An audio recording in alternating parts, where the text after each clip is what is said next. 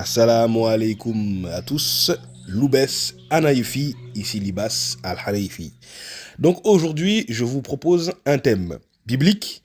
Dans Jean chapitre 10, versets 17 à 18, Jésus parle-t-il de sa mort réellement? Donc, on va d'abord commencer par le contexte, pour bien comprendre. Le verset 1 nous dit en vérité, je vous le dis, celui qui n'entre pas par la porte de la bergerie, mais qui y monte par ailleurs, est un voleur et un brigand. Donc ici, en fait, quand on comprend, quand on lit les versets 3, 4, Jésus, en fait, il est en train de parler des imposteurs et des véritables messagers de Dieu, en fait. Vous comprenez? Donc, jusqu'au verset 7, Jésus nous parle de ça, de ceux qui vont écouter le vrai berger. Il donne des exemples, hein, c'est imagé, hein, c'est pas littéral, parce qu'il parle de brebis, de berger. Ici, on comprend bien que ce n'est pas littéral, c'est imagé. Les brebis sont les croyants, le berger, c'est Jésus-Christ. Et Jésus-Christ n'était pas un berger dans la vie.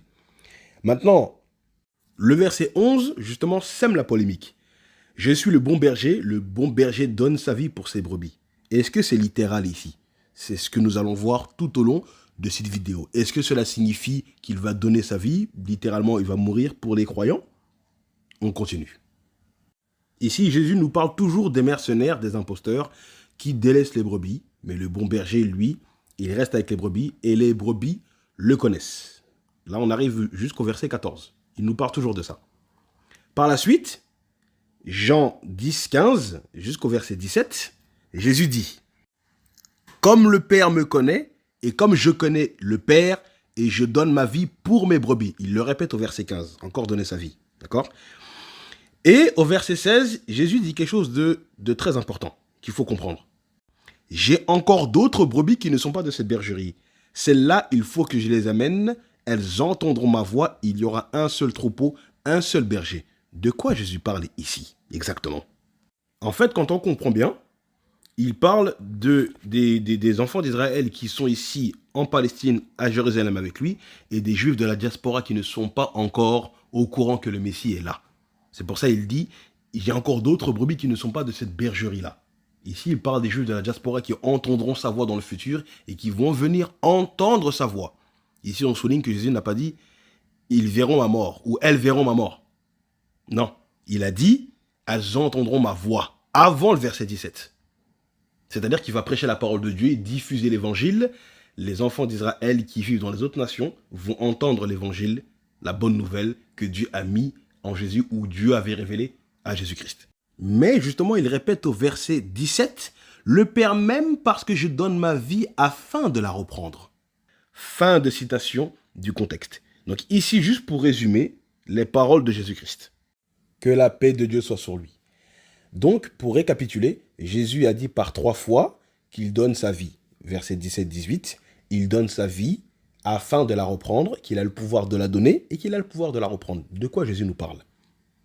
Ici, je vous propose une analyse biblique où Jésus lui-même a expliqué ses paroles. Parce qu'il faut expliquer les paroles de Jésus avec les paroles de Jésus. Ici, Jésus, en fait, est en train de nous enseigner un concept d'investissement, tout simplement. Vous allez comprendre. Déjà, j'aimerais attirer votre attention sur le fait que dans le même chapitre, quand Jésus-Christ est en train de discuter avec un autre groupe de juifs plus hostiles que le premier, la mort s'est présentée à lui. Ils ont cherché à l'attraper pour le tuer. Mais qu'est-ce que Jésus a fait? Il a fui la mort. D'accord? C'est pour ça que parle-t-il réellement de ça quand il dit « je donne ma vie pour mes brebis ». Est-ce que ça signifie? On va lire ensemble pour comprendre c'est quoi le vrai sens. Alors les Juifs prirent de nouveau des pierres pour le lapider, parce que Jésus avait dit des blasphèmes pour eux. Ce qui est un autre contexte. Jésus leur dit « Je vous ai fait voir plusieurs bonnes œuvres venant de mon Père. Pour laquelle me lapidez-vous » Il leur pose même la question « Pourquoi est-ce que vous voulez me lapider ?» Et on lit au verset 39, là-dessus, ils cherchèrent encore à le saisir, mais il s'échappa de leurs mains. Donc Jésus a fui la mort. Pourquoi dire que je vais mourir, je vais sacrifier ma vie, et au moment, juste après quelques minutes, la mort se présente à lui, et il échappe à la mort. Il fuit la mort. Il faut comprendre de quoi Jésus nous parlait. Alors on connaît un petit peu la manière dont nos amis chrétiens vont répondre. Ils vont nous dire, oui c'est normal, ce n'était pas son heure. Parce que c'est ce que nous lisons dans le même évangile au chapitre 7 et au chapitre 8. Ils cherchaient donc à se saisir de lui, et personne ne mit la main sur lui, parce que son heure n'était pas encore venue. Jésus dit ces paroles, enseignant dans le temple, au lieu où était le trésor, et personne ne le saisit parce que son heure n'était pas encore venue. Mais le problème, c'est que nous lisons Marc 14, 35, puis ayant fait quelques pas en avant, il se jeta contre terre et pria, s'il était possible que cette heure s'éloigne de lui. Le fameux Gethsémani. Donc même quand son heure est arrivée, Jésus a encore fui la mort, cette fois-ci en priant Dieu. Voilà pourquoi Jésus disait, le Père m'aime parce que je donne ma vie. Le bon berger donne sa vie pour ses brebis, etc. Je donne ma vie afin de la reprendre. Tout ça, c'est un concept que Jésus enseigne, que quand on sacrifie du temps pour Dieu, on travaille pour plaire à Dieu, Dieu va nous aimer, Dieu va nous honorer et Dieu va nous récompenser les sacrifices qu'on aura fait ici-bas pour les retrouver fil akhira dans l'au-delà. C'est ça ici ce que Jésus enseigne. Celui qui aime sa vie la perdra, et celui qui hait sa vie dans ce monde la conservera pour la vie éternelle. On va s'arrêter ici pour comprendre. Jésus dit celui qui aime sa vie la perdra. Ça veut dire quoi? C'est littéral. Et celui qui hait sa vie dans ce monde la conservera pour la vie éternelle. Est-ce que vous comprenez? Donc, que signifiaient les paroles? Je donne ma vie pour mes brebis, j'ai le pouvoir de la donner, j'ai le pouvoir de la reprendre. Jésus lui-même a expliqué que les croyants ont la même chose.